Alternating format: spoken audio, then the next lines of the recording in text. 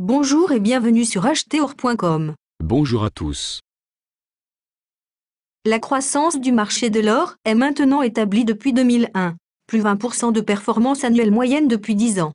Beaucoup de personnes souhaitent aujourd'hui investir dans l'or, mais ils ne connaissent pas tous les fondamentaux du marché. Si vous décidez d'investir dans l'or, vous devez le faire pour protéger vos actifs.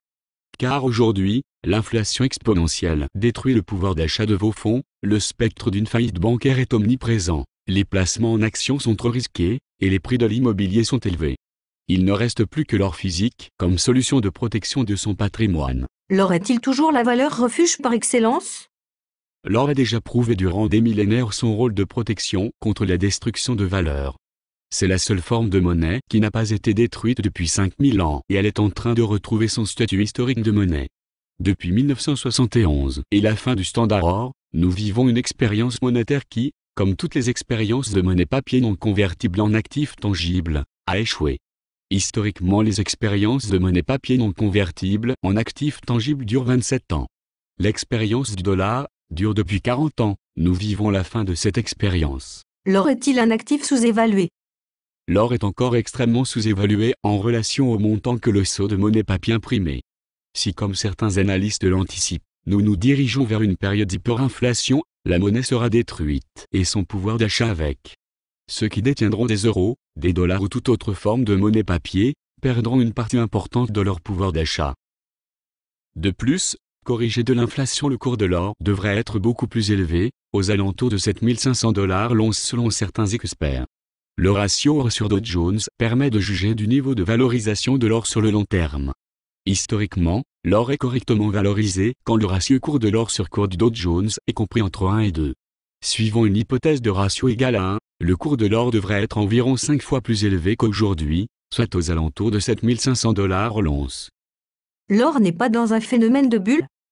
La demande d'or en tant qu'investissement s'accélère, mais nous en sommes encore au début du phénomène.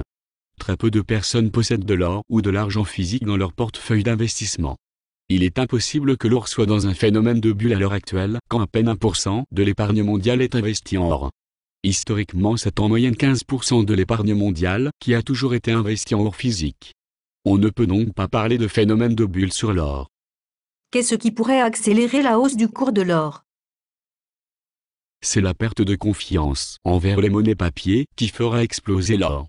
Devant la dévaluation accélérée du dollar, rendue possible par les politiques d'assouplissement monétaire, tous les pays à fort excédent de réserves monétaires, généralement libellés en dollars, convertissent leurs dollars en actifs tangibles.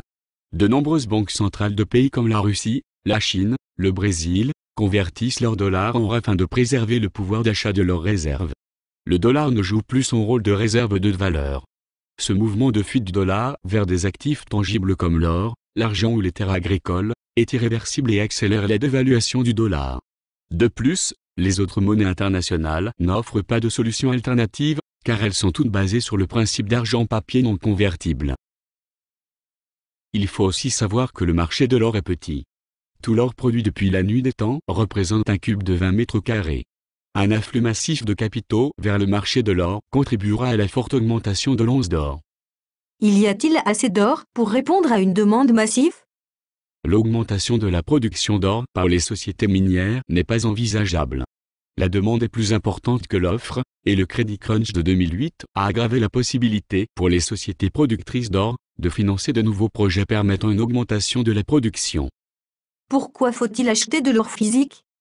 En investissant dans un certificat ou un ETF, vous n'avez aucune garantie d'investir réellement dans de l'or physique et vous êtes exposé au risque de défaillance de l'émetteur du certificat. À aucun moment vous ne détenez directement de l'or physique, vous détenez de l'or papier qui souvent n'est pas convertible en or physique. Il existerait 100 fois plus d'or papier vendu via des certificats papier que ce qu'il n'existe réellement d'or physique dans les coffres des émetteurs de ces certificats. Pour résumer, n'investissez que dans l'or physique que vous détenez en nom propre pour ne pas vous exposer au risque de défaillance des contreparties. On se retrouve prochainement pour une nouvelle vidéo. Merci pour votre attention, et à bientôt sur acheteur.com.